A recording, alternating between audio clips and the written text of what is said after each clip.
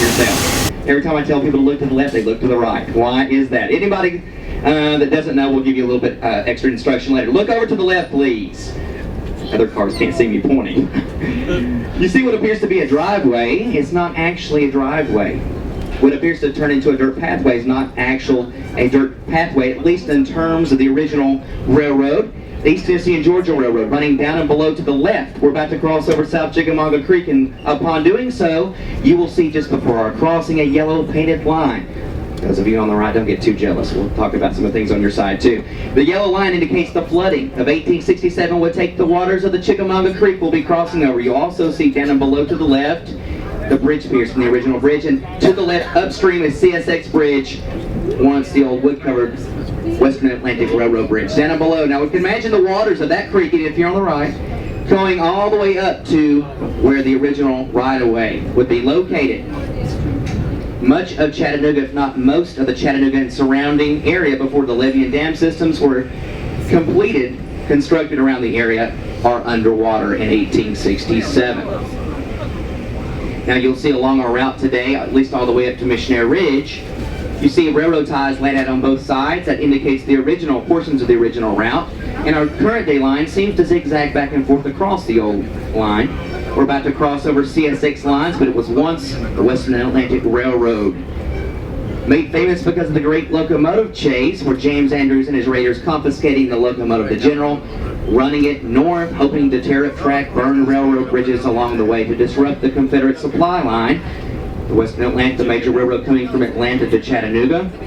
They never make it across the Tennessee state line. In fact, they're caught up with most of those men are eventually taken to Atlanta, held under military tribunal, and found guilty of espionage. At that time, they are sentenced to the hangman's noose, two of which were hung twice because the ropes broke the first time, which would be my luck, most likely. They were originally buried in Atlanta in the cemetery there, then moved to the second largest national military cemetery in the United States, which is in Chattanooga. We'll pass by the National Military Cemetery in Chattanooga, and the men who were buried there participated in the great locomotive chase with James Andrews are the very first recipients of the Medal of Honor in U.S. history. You'll see the monument with a small-scale replica of that locomotive on the top, and men buried around that are the recipients of that award. It says,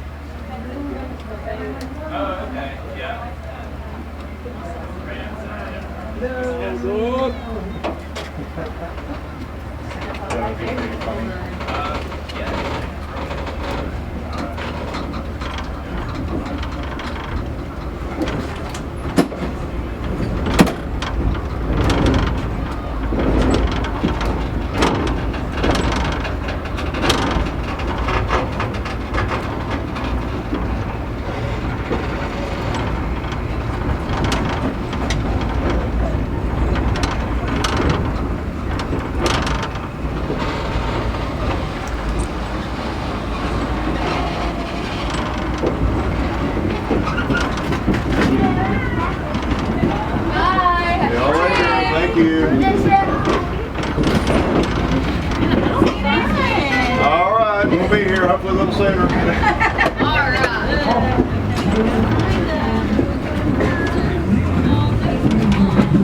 Hey, Anthony, why you doing that? You fall out. No, I won't fall out. I'm careful. We got to pick up the other conductor up here. He's waiting up here to throw a switch back behind us.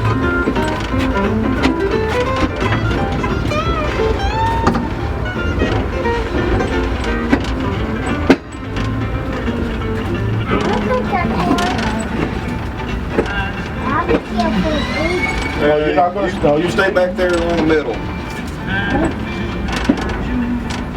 When you grow up, we'll teach you how to do this, but right now you got to stay back here, buddy. Yeah.